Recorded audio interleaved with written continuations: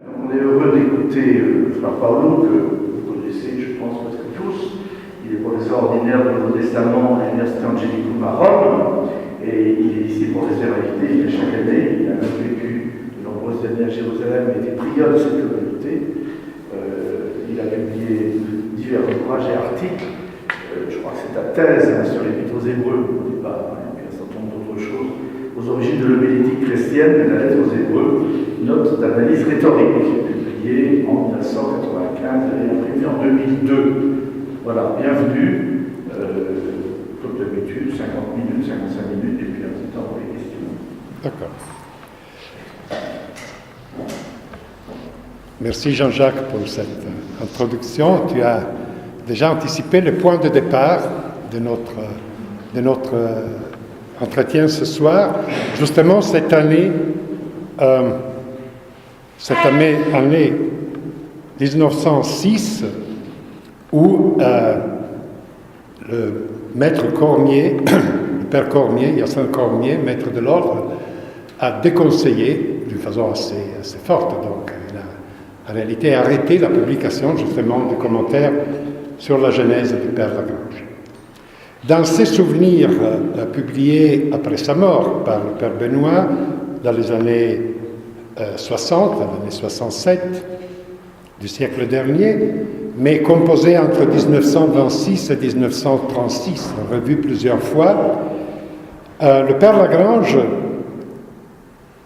dit que le 27 juin 1906, le Saint-Père a approuvé la décision de la Commission sur le Pentateuque, par laquelle la Commission estimait assurément ouvrir une certaine porte à la critique littéraire, soit par l'hypothèse des secrétaires de Moïse, comme on les a appelés, soit en admettant des additions, des gloses et des explications.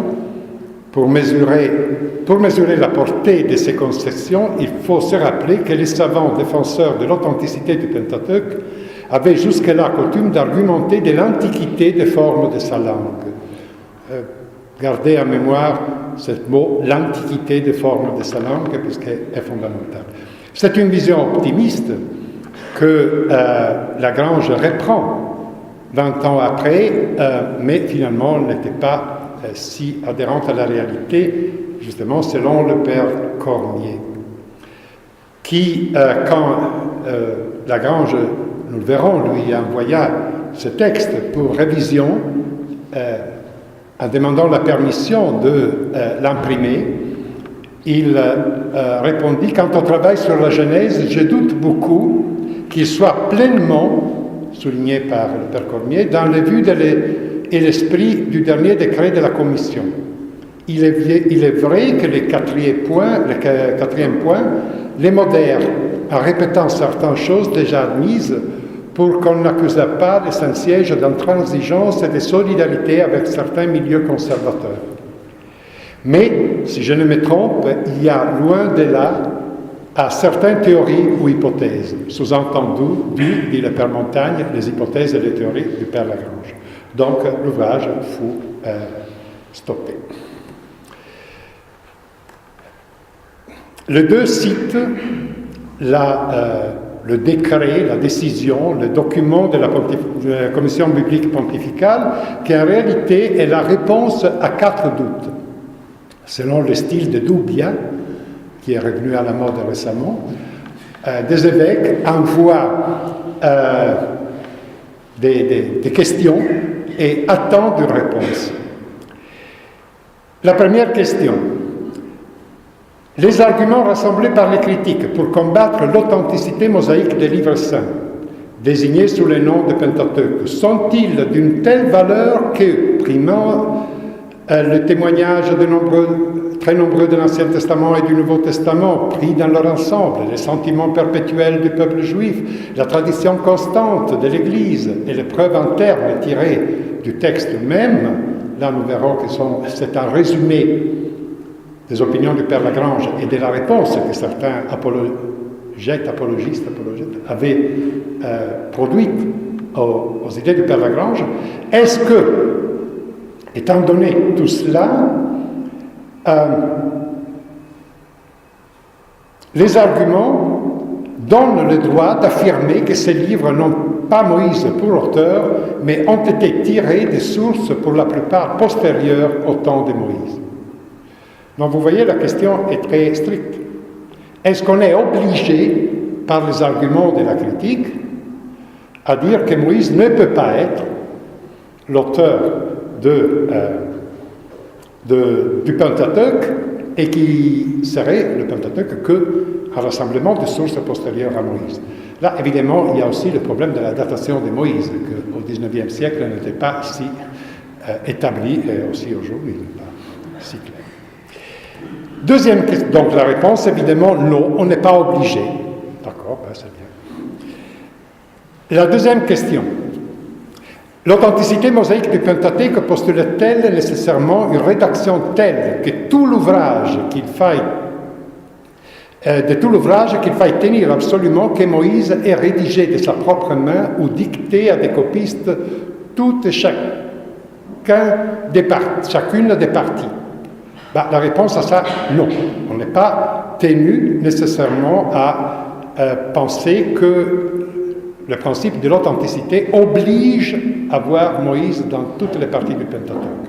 Deuxième partie de la question, ou bien l'hypothèse peut-elle être permise de ceux qui estiment que, après avoir conçu lui-même son œuvre sous l'inspiration divine, Moïse n'aurait confié la rédaction à un ou plusieurs secrétaires, à condition toutefois qu'il rendisse fidèlement sa pensée, qu'il n'écrivisse rien contre son gré et ne fisse aucune omission.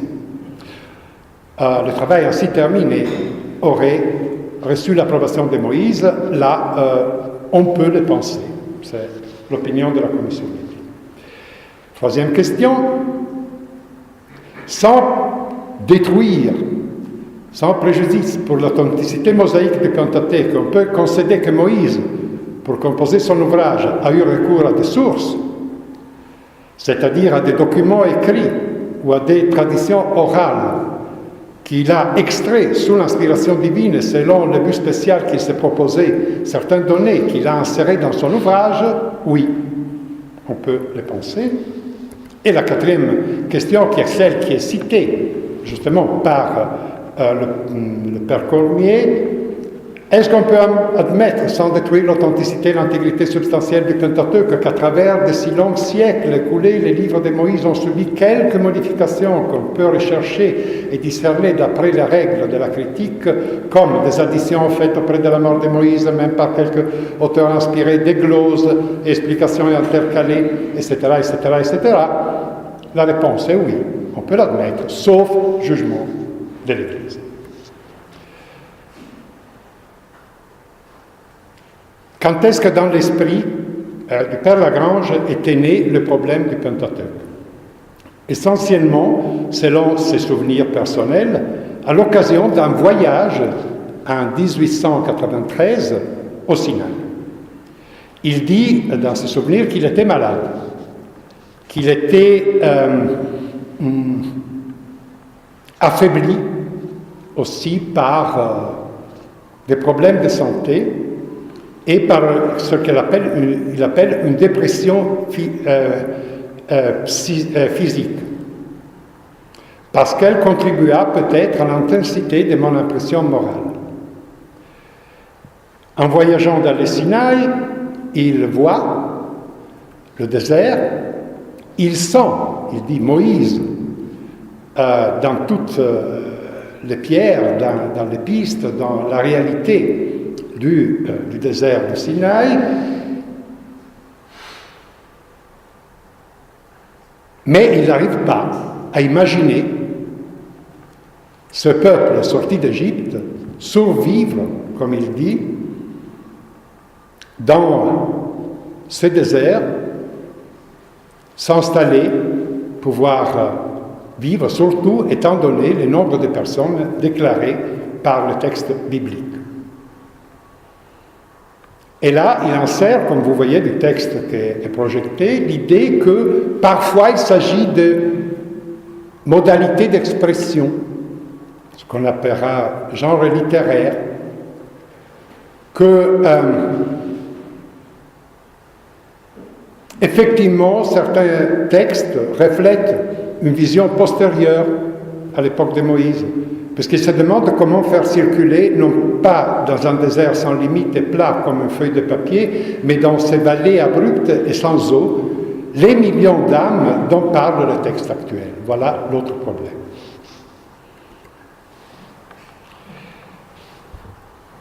Il faut d'abord se poser une question à propos du mot historique ou littéral.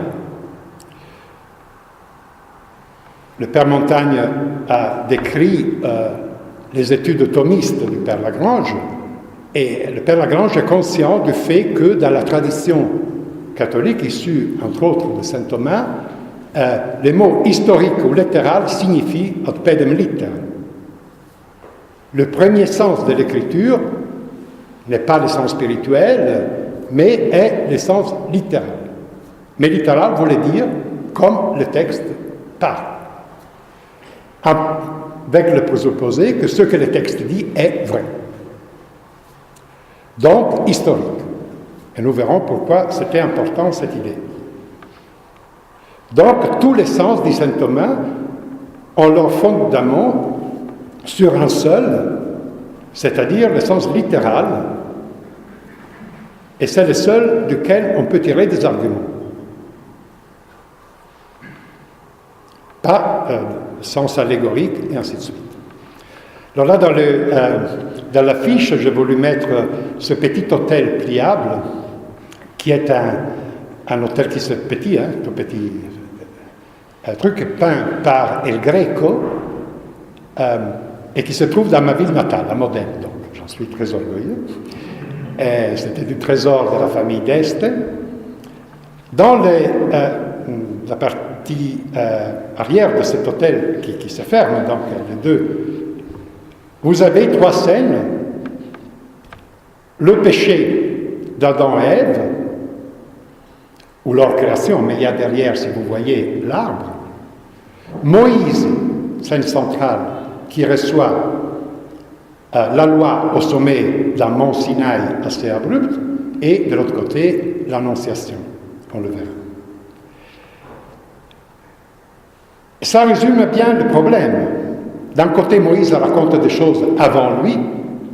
Alors, on peut admettre qu'il y ait des traditions à propos des patriarches, mais c'est très important de dire que c'était très important, si vous voulez, de dire que les récits de la Genèse, par exemple, de la création du monde, etc., que l'être humain ne peut pas connaître de ses capacités, avaient été révélés. Donc il y a la révélation, il y a l'expérience personnelle de Moïse et d'une certaine façon sa capacité d'être prophète. C'était ça, comme ça qu'on lisait habituellement le sens historique ou littéral des livres de Moïse.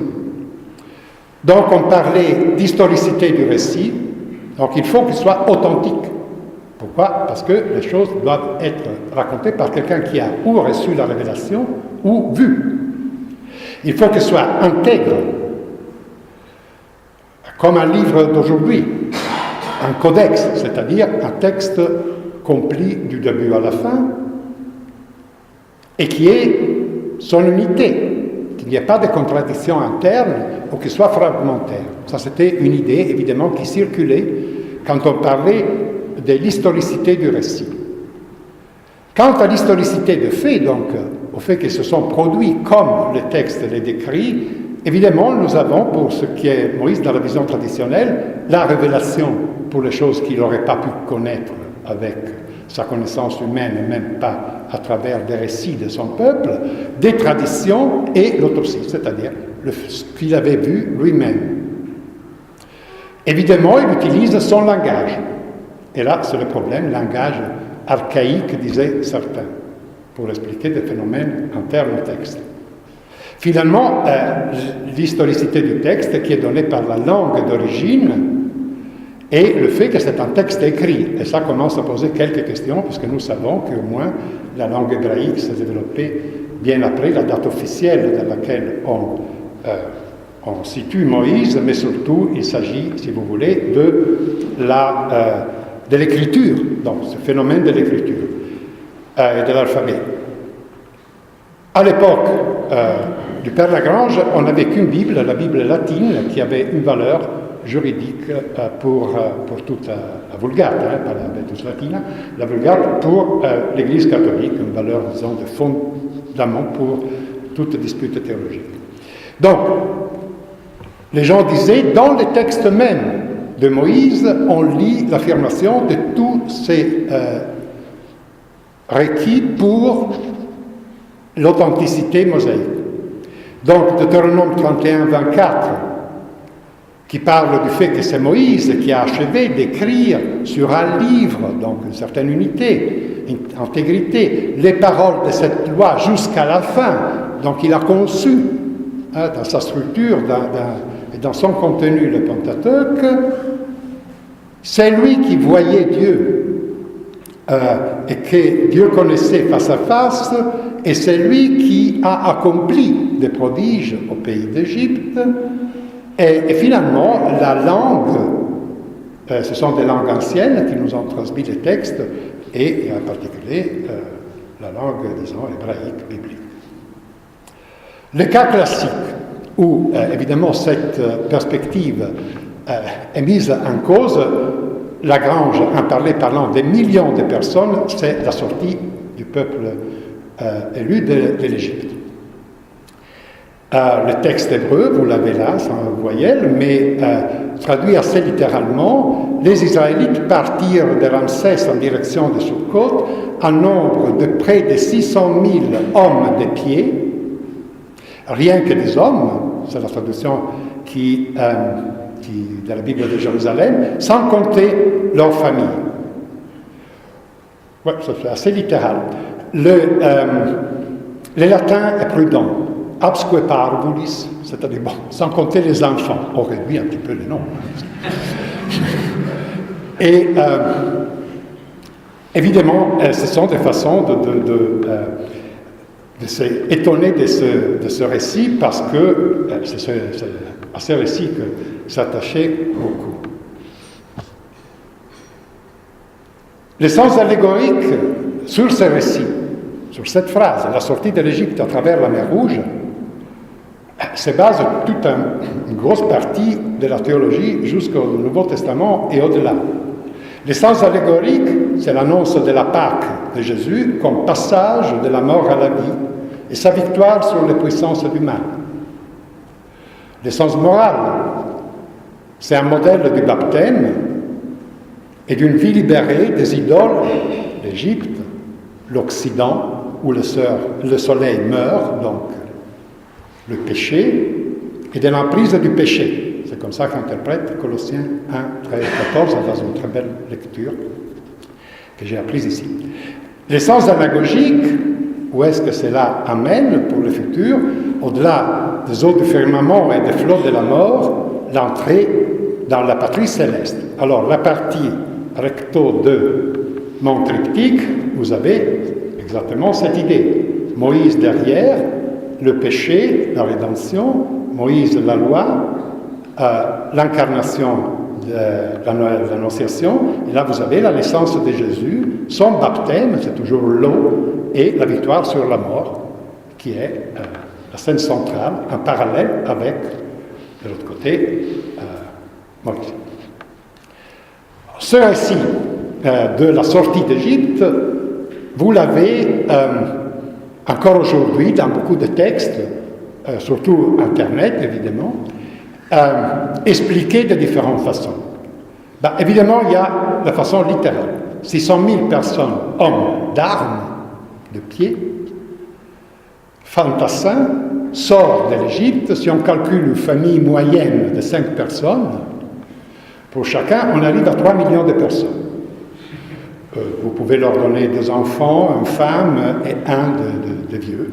Vous arrivez à 5, 3 millions de personnes. Évidemment, faire passer dans la mer Rouge divisée cette foule, c'est le récit qui est comme ça. Pharaon est mort noyé avec chars et cavaliers, et ce groupe de 3 millions de personnes a survécu dans le désert. Je vous signale que où j'habite normalement, à Rome, en haut du marché de Trajan. Je suis souvent porté à réfléchir, c'est M. Trajan. À l'époque de Trajan, Rome avait 1 million d'habitants. Pour désaltérer ces millions d'habitants et lui permettre de se laver, il y avait un fleuve, le Tibre, 2 ou 3 rivières, l'Almone et d'autres, 10 aqueducs, 7 à l'époque de Trajan, 10 après, et que tout l'Empire était contrôlé par au maximum 28 légions, qui s'ils avaient eu les effectifs en pleine, ce qui n'a jamais presque été le cas, auraient fait 168 000 soldats, l'Empire romain. Là, ils sont 600 000 soldats. Évidemment, c'est un petit peu exagéré. Et surtout, ils n'ont laissé aucune trace archéologique. Ça, ce sont les archéologues. Mais je me souviens de Baudry, de Marcel Baudry, quand il nous amenait dans le désert de Jéricho, il nous montrait par terre. On ne voyait rien dans ces déserts plats. Quelques tessons, il disait, vous voyez, là, il y a eu un monastère. Même un monastère de quelques moines laisse des traces. 6 millions de personnes, 3 millions de personnes n'ont laissé. C'est vrai que c'était avant. Bon, l'évidence interne à ces récits, évidemment, lors des combats, quand la Bible parle après des combats, ils sont beaucoup moins, sinon aurait été une armée invincible. Ils n'ont pas laissé de restes matériels. Ce passage de la mer Rouge aurait été facile, mais le problème c'est de trouver la mer entre la Suez. Ils ont dû la fabriquer à un moment donné. Bon, il y a le lac Salé. Aucun pharaon de cette époque, l'époque présumée de Moïse, n'est mort noyé, et donc c'est impossible. Une réponse qu'on trouve encore aujourd'hui sur Internet, 600 000 c'est 1000, ça vient de bœuf, donc un bœuf par famille sont 600 familles. Bon, c'est déjà mieux. Le langage archaïque, voilà qui sort le langage archaïque pour justifier cette lecture de la Fine. C'est-à-dire, juge a une expression comme ça. Et voilà pourquoi parle du langage archaïque, Lagrange. La mer Rouge était en réalité une mer de roseaux, donc c'était que de marais qui peuvent se sécher occasionnellement, mais pas assez pour que les chars ne se plantent pas dans la boue. Donc, c'était une petite garnison de frontières qui s'est plantée. Comme ça, 600 familles qui sortent dans les marais, des chars le suivent, bon, ils se plantent. Finalement, c'est un miracle très raisonnable. Mais cela fait un gros problème, comme nous voyons. Plus ou moins, on était sur cette ligne et on y est encore. Évidemment, autour de cette histoire de l'Exode, il y avait déjà des lectures assez importantes. Je ne veux pas trop m'y arrêter, mais l'idée que c'est une épopée, c'est un langage épique, il y a la même distance chronologique qu'il peut y avoir entre la guerre de Troie et l'œuvre d'Homère, si vous voulez. C'était déjà inséré, mais dans un cadre beaucoup plus vaste. Là, je vous ai cité par exemple les exposants de la Wissenschaft des Judentums, des juifs allemands qui faisaient évidemment une critique des récits fondateurs de leur peuple. En partie, ils avaient l'idée d'être partie prenante dans la construction de la nationalité allemande. Et donc, Jost, vous voyez, il explique la sagesse et même donc l'origine des récits beaucoup plus tardive à l'époque d'Esdras et après, insérée dans l'Empire perse. Pour ce qui regarde le père Lagrange, après la crise 1893, il y a eu ce célèbre, le père directeur l'a rappelé, ce célèbre congrès international des savants catholiques à Fribourg. Et là, ce sont les mémoires de M. Alfred Loisy, qui écrit un long article sur ce colloque, ce congrès, et il dit au Congrès international des savants catholiques tenu à Fribourg en août 1887, deux mémoires importants sur la question du Pentateuque furent présentés à la section des sciences religieuses. L'un par un savant anglais, M. le baron von Hügel, l'autre par le grand-père Lagrange, directeur de la revue biblique. Dans les premiers mémoires, la question du Pentateuque, ou pour mieux dire de l'Hexateuque, était abordée directement, Dans le second, elle était prise de biais par la critique de l'opinion dite traditionnelle. Or, il se trouve que les mémoires de M. von Hügel, bien qu'il ait été publié en anglais et en français depuis plusieurs mois, qu'il ait même été signalé en temps opportun à l'attention des exégètes catholiques, ne semble pas avoir été remarqué par le défenseur de l'authenticité mosaïque. Tandis que celui du père Lagrange, oui, a été remarqué, comme nous savons tous. Il ajoute en disant que le problème du père Lagrange, c'est qu'il était habillé de blanc.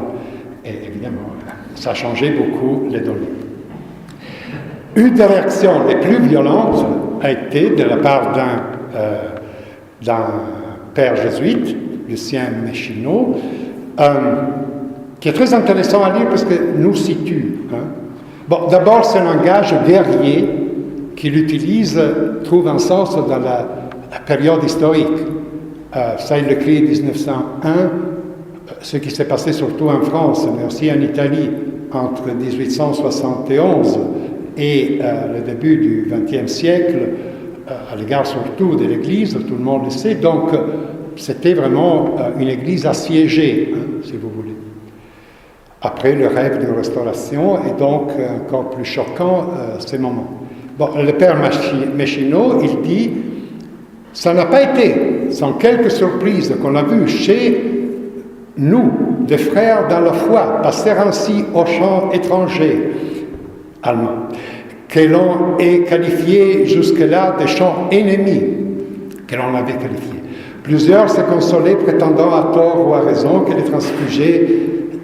transfuges n'étaient pas hommes de théologie et que par conséquent leur adhésion à la théorie documentaire n'avait pas de quoi émouvoir l'opinion catholique, mais aujourd'hui cette réponse ne vaut plus si jamais elle a valu quelque chose, car on ne dira pas, par exemple, que l'éminent directeur de la revue biblique, le révérend Père Lagrange, ne manie pas avec une égale dextérité les armes du théologien et du critique. Parenthèse humoristique. Quelqu'un ici a connu le père Prete, qui était bibliste à Bologne, mon maître et cher ami des vieux de la maison, disons-le. À la suite de la lecture de cette phrase, qui avait circulé évidemment aussi dans les milieux dominicains italiens, était appelé, on lui avait promis un épitaphe, il sut manier avec égale dextérité la plume et la fourchette. Aussi, le passage d'hommes de cette valeur au camp de nos adversaires, il a jeté les troubles d'un excellent esprit, et ainsi de suite. Lucien Méchineau utilise souvent le mot apologétique. Les Juifs avaient ainsi leur apologétique, comme nous avons la nôtre, c'est-à-dire qu'ils avaient, comme nous, et il le fallait bien, des motifs de crédibilité sûrs et certains. Sans cela, ils n'auraient pu croire raisonnablement et surnaturellement à l'existence de la révélation. Ces motifs de crédibilité étaient pour eux, comme pour nous, les miracles opérés par Dieu en témoignage de la vérité de cette révélation. Le langage néo-testamentaire se trouve dans l'Épître aux Hébreux, chapitre 2, verset 4. Sune par epi martyruntus seu. Dieu qui témoigne avec des miracles. Donc, mais la perspective est un petit peu particulière. Enfin, ils avaient, comme nous, deux moyens de constater l'existence de ces miracles. Les voir, pour ainsi dire, et les toucher des yeux, s'il s'agissait des miracles présents, prochains, ou bien en démontrer historiquement l'existence par des documents d'une parfaite authenticité, s'il s'agissait des miracles déjà perdus dans le lointain des âges. Donc la nécessité de l'autopsie, c'est quelqu'un qui voit directement avec ses yeux. Les trois arguments qu'il porte, c'est que la tradition judaïque croit à l'authenticité de Moïse, parce que Moïse a vu les miracles du Seigneur, notamment le passage de la mer Rouge. L'enseignement formel de Jésus-Christ qui cite Moïse, et enfin la tradition chrétienne et l'enseignement de l'Église. Or, si ces trois faits sont certains, personne n'a le droit de rejeter la conclusion qui en ressort, donc le Pentateuque est bien l'œuvre de Moïse. C'est contrecarrer directement les thèses du Père Lagrange à Fribourg. Voilà les 5 questions préjudicielles que le Père Lagrange avait posées, publiées l'année 1898 dans la Revue biblique, donc l'année d'après, les 5 raisons pour lesquelles, qui normalement sont portées par la tradition avant lui, et que lui, il dit qu'elles ne sont pas contraignantes. Avant tout, nous avons une conception occidentale du livre. Donc l'intégrité du livre, c'est une conception que les orientaux n'ont pas. Donc nous ne sommes pas obligés d'attribuer à l'auteur primitif la rédaction définitive.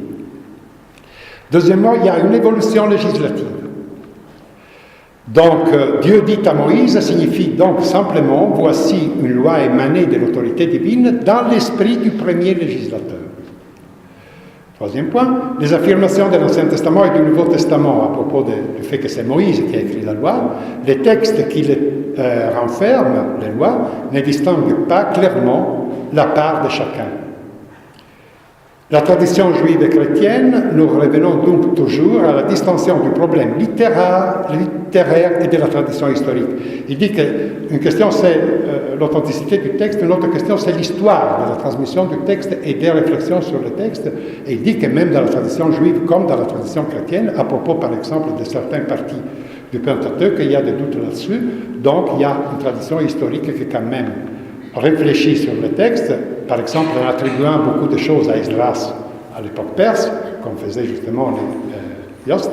La valeur historique, finalement, Dieu n'a pas voulu nous instruire de ces choses qui ne servent pas au salut, mais il ne vous a pas non plus induit en erreur par des procédés historiques si étrangers à nos habitudes. Donc Dieu fait confiance à notre intelligence, nous pouvons dépouiller de sa forme littéraire le texte ancien. Et voilà donc Moïse qui reçoit la loi au sommet de la montagne. Vous voyez ce fleuve de lumière que le grec fait descendre de la nuée, donc la parole qui s'incruste sur les tables de la loi, c'est le même flot de lumière qui descend lors de l'annonciation du ciel, le même fleuve de lumière sur Marie, et qui descend aussi sur le Christ lors du baptême. Vous voyez la conception traditionnelle de la voix, de la parole, qui a cette continuité, et donc c'est une continuité qu'il faut respecter, mais justement, le Père Lagrange faisait les remarques qu'on vient de lire. Revenons à l'année 1906.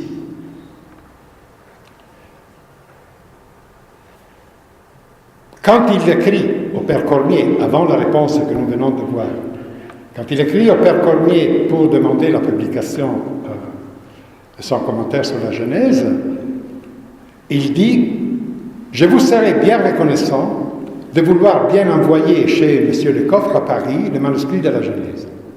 De ce dernier ouvrage, je ne veux pas vous importuner. Peut-être pourrait-on penser que le moment est venu, puisque les paroles du Saint-Père n'ont rien que de rassurant et que la commission biblique, toujours ce texte qu'on a lu, a admis des sources dans le Pentateuque. Il en sera comme vous jugerez. Ce qui me paraît le plus urgent au point de vue du bien, ce serait de combattre les progrès du loisisme. Le mal se propage et se déclare partout assez ouvertement. C'est tout le dogme qui est mis en jeu, qui est en jeu. Donc l'ouvrage, l'œuvre du Père Lagrange, qui avait fait entrer les traditions de Wellhausen, etc., dans sa réflexion, a un but apologétique. C'est ça qui est important. Il ne s'agit pas d'une bataille entre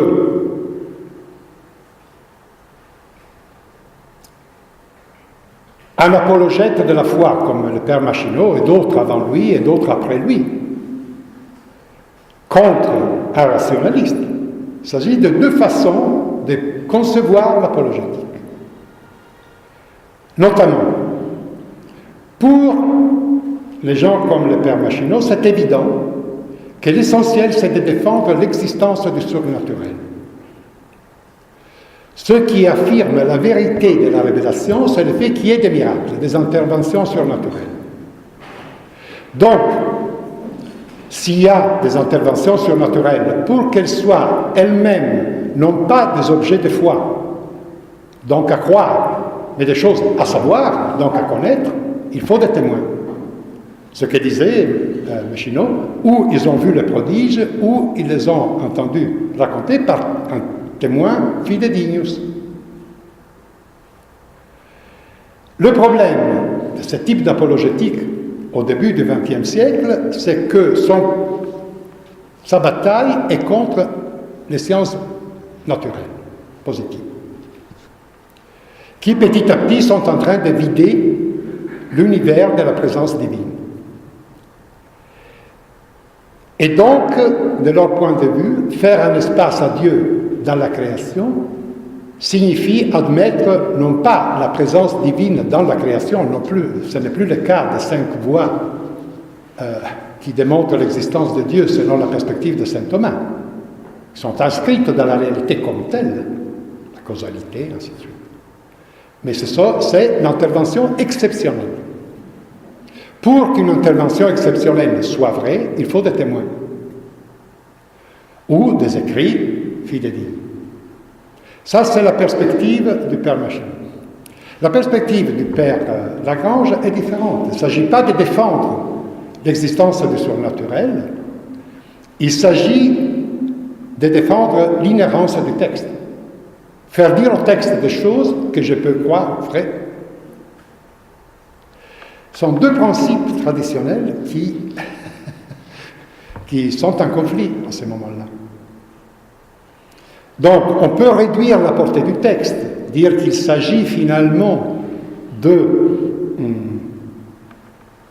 comme dirais-je, de manière de dire finalement, bah oui, on exagère toujours quand on fait les pics, c'est les pics. Quoi. Donc, non. Il s'agit de le dire pour dire que quand même il y a un contenu réel. On a vu la commission biblique, l'année 1906, reprendre le terme de Machineau, en partie, et d'autres comme lui. Passer la guerre, et surtout passer la Divina Flammate Spiritu de Pie XII, les choses changent. Dans une célèbre lettre au cardinal Suard, d'abord, la commission biblique prend parti pour le Père Lagrange. En ce qui concerne la composition du Pentateuque, bien sûr, dans les décrets mentionnés le 27 juin, la commission biblique reconnaissait déjà que l'on pouvait affirmer que Moïse, pour composer son ouvrage, s'est servi de documents écrits ou de la tradition, ou de tradition orale, et admettre aussi des modifications et des additions postérieures à Moïse. Il n'est plus personne aujourd'hui qui mette en doute l'existence de ces sources de l'Haus et n'admettent un accroissement progressif des lois mosaïques. La loi progressive, évidemment, il faut s'adapter. Disait Aristote que les lois sont comme les poissons. Puisqu'on les tire de la mer salée, il faut les conserver dans le sel. C'est comme les olives. Puisqu'elles produisent l'huile, il faut les conserver dans l'huile.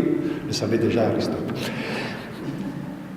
Dû aux conditions sociales et religieuses des temps postérieurs, progression qui se manifeste aussi dans les récits historiques, attention. Il faut adapter aussi la façon d'écrire le récit historique. Bon, c'est la commission biblique qui l'a dit. Finalement, quand même, elle corrige, pour revenir un petit peu à la première perspective, s'appuyant sur le fait que même en dehors du monde catholique, dans les années 40, commençait un mouvement qu'à l'époque on n'appelait pas tellement fondamentaliste, mais qu'il était. Cependant, même dans les champs des exégètes non catholiques, des opinions très divergentes sont professées aujourd'hui touchant la nature et le nombre de ces documents, leur dénomination et leur date. Il ne manque même pas d'auteurs en différents pays qui, pour des raisons purement critiques et historiques, sans aucune intention apologétique, c'est ça le problème, rejette résolument les théories les plus en vogue, puisqu'ici elle cherche l'explication de certaines particularités rédactionnelles du Pentateuque, non pas dans la diversité des documents supposés, que dans la psychologie spéciale, dans les procédés particuliers mieux connus aujourd'hui de la pensée et de l'expression des anciens orientaux, ou encore dans les genres littéraires différents postulés par la diversité des matières. Vous voyez, c'est une position assez équilibrée, mais qui finit pour dire, oui, il faut prendre le texte comme il est. C'est pourquoi nous invitons les savants catholiques à étudier ces problèmes sans parti pris, à la lumière d'une saine critique et des résultats des autres sciences intéressées dans ces matières. Et une telle étude établira sans doute la grande part et la profonde influence de Moïse comme auteur et comme législateur. Conclusion. Qu'est-ce qu'on peut dire comme conclusion? Quand on fait l'exégète, on ne peut pas oublier la théologie. Surtout parce que la théologie provoque des questions intelligentes pour interroger le texte. Donc l'illusion de pouvoir faire de l'exégèse en ignorant la théologie,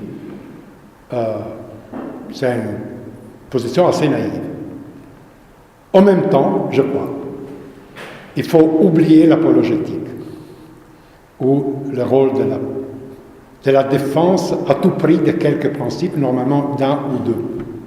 Parce que ça change la perspective et ça amène souvent à des illusions et à des grosses erreurs. Je termine avec cette image, quand j'étais encore ado, les frères dominicains de Bologne diffusaient un petit calendrier, histoire de péché d'évocation, et dans un de mois, chaque mois il y avait une phrase, et une phrase était celle-ci: Dieu ne cherche pas des apologètes, il cherche des témoins. Le Père Lagrange était surtout un témoin, plutôt qu'un apologète. Ou apologiste. Merci.